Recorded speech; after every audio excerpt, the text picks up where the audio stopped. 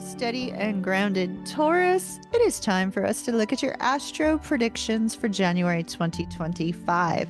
This is an exciting time for us to dig into the astrological calendar, the planetary movements, the aspects that could be affecting you during this month, so that you can be aware of what's coming and you can make the best use of your time. So sit back, let's take a look at this. We're going to move through it as quickly as we can. Taurus, the big picture, January's theme for you. We start out with the sun and Capricorn. The sun and Capricorn is in your 9th house of travel, higher learning, and spiritual exploration. So the first 3 weeks of the month are going to be focused on expanding your horizons and thinking about your long-term vision. And as we move towards the end of the month and the sun moves into Aquarius, it's going to be moving into your house of career and reputation. This is going to be a great time for you to start the beginning of the month learning something new about your trade or focusing on expanding your horizons to further develop your career at the end of the month. So it's very important for you to focus on your ambitions and how you present yourself to the world this month.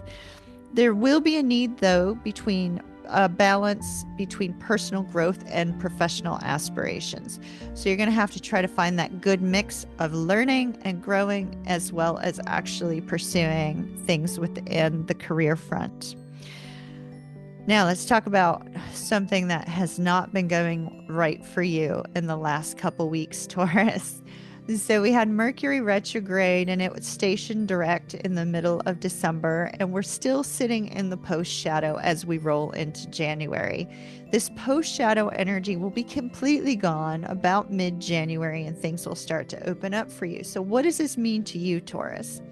Mercury was retrograde in the sign of Sagittarius, which was sitting in your 8th house of shared finances, intimacy, and transformation. Being in the 8th house, some of you may have had to reinvestigate things like your taxes. You might have gotten notices about taxes. You may have gotten notices about other things involving shared finances, things that you may have had to go back to, make some adjustments. This is also a time where you may have had some financial or emotional misunderstandings as well.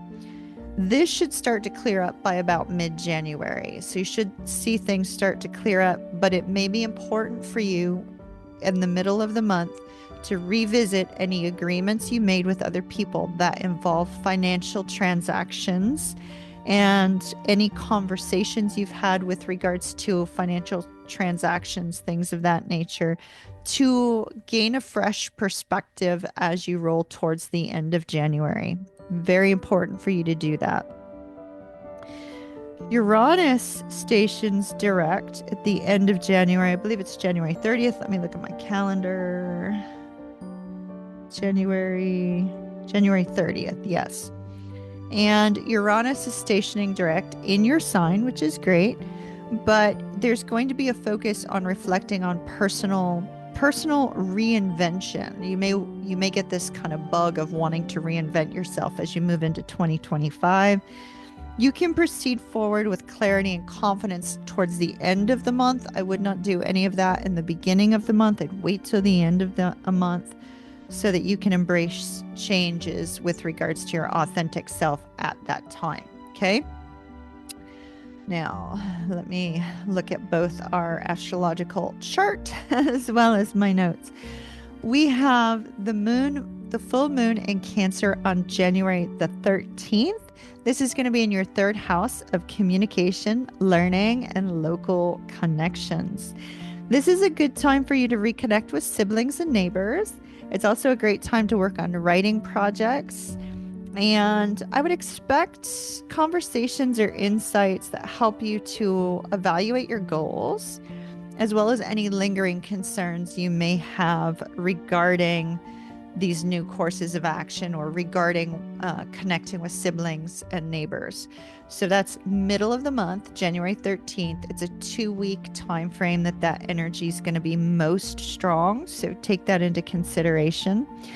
At the end of the month, we have the new moon in Aquarius, and that is going to be highlighting once again your 10th house of career and public life. Setting intentions at the end of the month for personal growth, leadership, and new projects and professional projects.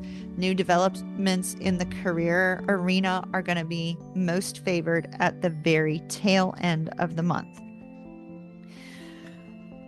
Chiron, the wounded healer. Chiron has been sitting in Aries and will be all month. And this is going to highlight your 12th house. There's going to be a focus on old wounds regarding endings, healing of the subconscious, a need to bring about forgiveness and embrace forgiveness for yourself and others. This is going to be a time when you can release those old wounds once and for all, if you're willing, during the month of January. You also have a difficult energy with Black Moon Lilith sitting in the 4th house of home and family in the sign of Leo, which this is going to challenge you to confront any hidden fears or subconscious fears that you may have or desires that you have regarding your sense of security with regards to home and your sense of belonging with regards to family. So you may need to look at how can you establish healthier boundaries. Tying in Chiron, is there anybody that you need to bring or extend forgiveness to? Letting go of family dynamics that are toxic might be on the horizon for you as well.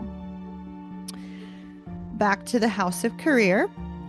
Vertex is in your 10th house of career, which is great because towards the end of the month, you may have some chance meetings or opportunities with regards to your professional life. So do pay attention to that at the end of the month. Use the beginning of the month to deal with some old wounds, get rid of some junk, focus on healing the subconscious, forgiveness, things of that nature, and then go full bore on your career at the end of the month, because that looks like that's going to be the best time for you.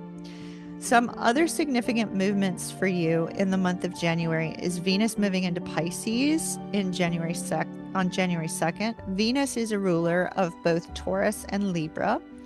And so this particular, as it being your ruling planet and it being in dreamy old Pisces, is going to enhance your creativity. It's going to enhance your spiritual connection. It's going to enhance your intuition. It's going to enhance your empathy.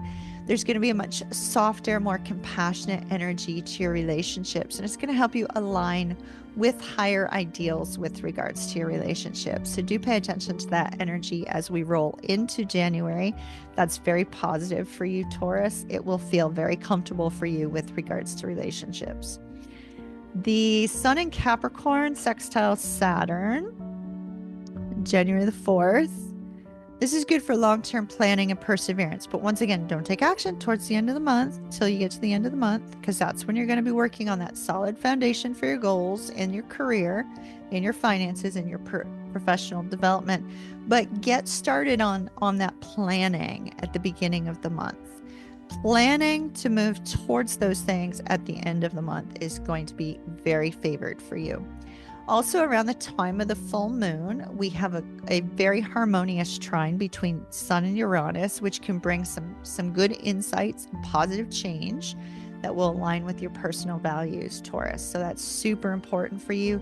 It may inspire you to break free from your routines and to take some risks that lead to greater independence, and also perhaps some innovation, which is great. Venus squares Jupiter, January 14th. This could be a little bit of overindulgence or overcommitment. Be careful that you don't overcommit on your time and let some people down in the social sector or in the financial sector. Venus rules both relationships and money matters, so do take that into consideration. It is going to be an optimistic and fun kind of energy, but you could overextend yourself or you could spend too much. No grand gestures in the middle of the month, Taurus. No grand gestures, all right? The Sun is going to be sextile Neptune and Pisces on the 17th. That's dreamy transit, which is good for creativity, emotional healing, spirituality. Great for artistic pursuits, things of that nature. Your ruling planet Venus will also be conjunct Saturn around the same time frame on the 18th, emphasizing commitment, responsibilities in your relationships and in your finances. You may want to be reassessing what truly matters to you at that time of the month, what truly matters to you with regards to money and relationships, and letting go of anything that doesn't align with your long-term vision in those areas. It could feel like a very heavy energy for you, but it's also a good time to reestablish your stability, Taurus. And last but not least, in the month of January for you, Taurus, at the very end of the month, we have a very optimistic energy when the sun trines Jupiter. It's going to be expansive and bring opportunities for growth. Consider your career sector. As we saw, you may feel more confident about pursuing those goals and have some breakthroughs in the areas of career, personal growth, and possibly relationships. So that's what I have for you, Taurus, for the month of January 2025. I look forward to seeing you in February and in your zodiac tarot reads as well. Until then, kiss, kiss from me. Mahalo nui loa for joining me today, and I shall see you again soon. Ta-ta for now. Later, Gator.